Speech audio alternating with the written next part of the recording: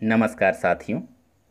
इस audio lecture में हम चर्चा करेंगे उमाशंकर जोशी और उनकी कविता बगुलों के पंख की।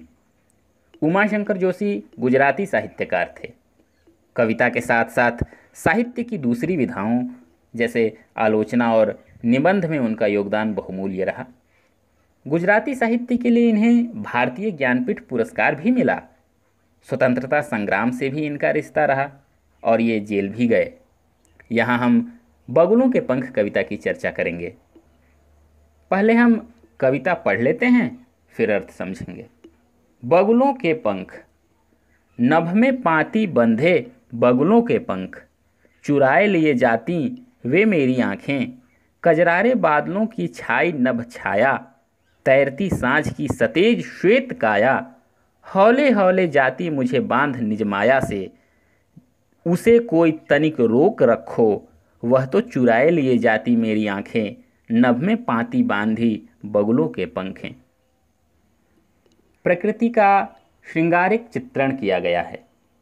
इस कविता में चित्रात्मक बिंब विधान का वर्णन किया गया है। कुछ चीज़ें ऐसी होती हैं जो आँखों से देखी जाती है और दिल में उतरती है। आँखों के रास्ते चीज़ें दिल में उतरती हैं। आँखों के रास्ते तू हंसते हंसते दिल में समाने लगा है। गोपियाँ भी श्री कृष्ण के लिए ऐसा ही कहती हैं। श्री कृष्ण भी आँखों के रास्ते दिल में उतर गए हैं। कुछ चीज़ें ऐसी भी होती हैं जो आँखों से बाहर ही बाहर निकल जाती हैं, अर्थात दिल में नहीं उतर पाती। यहाँ जो बगुलों के पंख हैं, जो पाती बांधे बगुले उड़ रहे हैं, वे दिल में उतर रहे हैं। आकाश मंडल में काले काले बादल हों, शाम का समय है, बगुलों की एक पंक्ति उड़ते जा रही है। आदमी अनुशासन तोड़ सकता है, लेकिन पशु पक्षी नहीं। वे एक निश्चित दूरी बनाए हुए और निश्चित पंक्ति से उड़ रहे हैं। पांति बांधे, कवि ने लिखा पांति बांधे, अनुशासन के साथ। अनुशासन का पाठ सिखाया जा रहा है कविता में। काले बादलों से आकाश छा गया है, उस पर सायंकाल तैर रहा है। सतेज, सतेज शब्द है। तैरती सांझ की सतेज श्वेत काया। सतेज अर्थात तेज से भरा हुआ। तेज से भरा हुआ आकाश दिख रहा है। सूरज की रोशनी उस पर पड़ रही है। इस कारण हौले हौले जाती मुझे बांध निज माया से। संसार में माया बांधती है। माया अर्थात माँ का अर्थ होता है नहीं, या का अर्थ होता है। जो वास्तव में है नहीं वही बांधती है।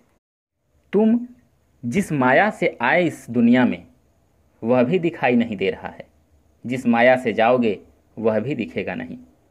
आगे भी अंधेरा, पीछे भी अंधेरा, बीच का दिखाई देता है, बस बीच में उजाला है। परमात्मा ने अंधेरा और उजाले का अनोखा खेल बनाया है। हिमालय का सूर्योदय और सूर्यास्त अलग है, कन्याकुमारी का सूर्योदय और सूर्यास्त अलग है। अलग अलग छटा बिखरती है दोनों जगह। लोग सूर्योदय और सूर्यास्त देखने किसी ऐसे स्थान पर जाते हैं जहां से मनोरम दृश्य दिखता है, जैसे झारखंड में नेतरहाट। वहां जाकर लोग सूर्योदय देखते हैं। ये प्रकृति की माया है। माया से बचना बहुत मुश्किल है। इसने बड़े बड़े साधु संतों को नचाया है। आदमी क्या है? कवि कहता है, उसे कोई तनिक रोक रखो। माया और छाया को कोई रोक नहीं सकता, दोनों बढ़ते चले जाते हैं। वह तो चुराए लिए जाती मेरी आंखें, नभ में पाती बंधी बगुलों के पंख। तुमको जिसके रूप ने बांध लिया वह माया है। वह प्रेम आगे बढ़ता जाता है। बगुले आगे बढ़ते चले जाते हैं, तुम वहीं के वहीं रह जाते हो। व्यक्ति ठहरा रह जाता है और कारवां गुजर जाता है। सब कुछ बढ़ते चला जाता है और व्यक्ति बस याद में, देखने में अपना समय बर्बाद करते चला जाता है। समय भी आगे बढ़ते चला जा रहा है। आदमी रुक रुक कर उम्र के चढ़ाव का उतार देखता रह जाता है और कारवां गुजर जाता है। ये जिंदगी के मेले दुनिया में कम नहीं होते हैं, बस हम ही नहीं होते हैं, हम ही समाप्त हो जाते हैं। ये जिंदगी के मेले कभी समाप्त नहीं होते। प्रस्तुत कविता में प्रकृति का श्रृंगारिक चित्रण किया गया है, लेकिन व्यक्ति को अनुशासन का पाठ पढ़ाया जा रहा है। व्यक्ति को आगे बढ़ने की प्रेरणा दी जा रही है। व्यक्ति हमेशा परिश्रम करते रहे, कर्म करते रहे और आगे बढ़ते रहे। यही प्रस्तुत कविता लक्ष्य करके लिखी गई है। यही लक्ष्य है प्रस्तुत कविता का। इस तरह हमारी यह कविता समाप्त होती है। धन्यवाद। जय हिंद।